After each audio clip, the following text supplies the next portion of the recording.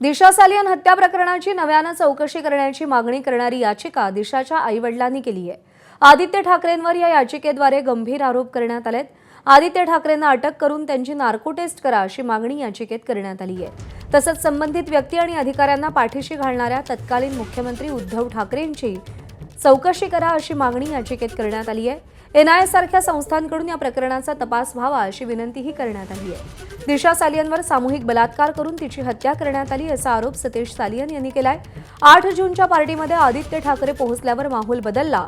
दिशाचं जिवंत राहणं अनेकांना त्रासदायक होतं आणि म्हणून तिला ठार मारण्यात आलं असा आरोप त्यांनी केलाय।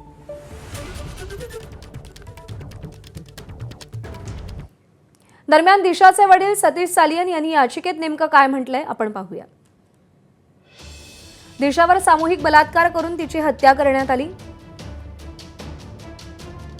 8 जून 2020च्या रात्री दिशाच्या घरी जवळच्या मित्रांसह पार्टी सुरू होती। अचानक आदित्य ठाकरे, त्यांचा बॉडीगार्ड सूरज पांचोली, दिनो मौर्या हे दाखल झाले आणि पार्टीचा माहोल बदलला। घटनेनंतर दिशाचं जिवंत राहणं अनेकांना त्रासदायक असल्याने तिची हत्या करण्यात आली। दिशाचा मृतदेह बंद दाराआडून हलवून 14व्या मजल्यावरून फेकला। दिशाच्या मृतदेहावर घटनेशी साधर्म्य दाखवणाऱ्या कोणत्याही खुणा नव्हत्या। सामूहिक बलात्काराच्या खुणा मिटवण्यासाठी शवविच्छेदनाला 50 तासांचा उशीर झाला। मृतदेहाचे पोलिसांनी घाईघाईत अंत्यसंस्कार करायला लावले। घटनेच्या दिवशीच्या इमारतीचं परिसराचं सीसीटीव्ही फुटेजही रहस्यमयरित्या गायब आहे। तिथे असलेल्या अनेकांचं मोबाईल लोकेशन आणि सीडीआरची नोंद घेतली गेली नाही। संबंधितांना पाठीशी घालणाऱ्या तत्कालीन मुख्यमंत्री उद्धव ठाकरेंचीही चौकशी करा।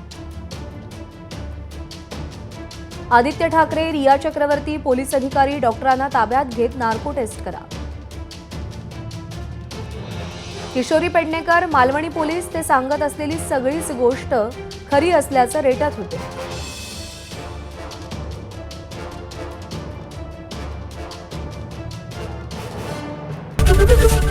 एबीपी माझा, उघडा डोळे बघा नीट।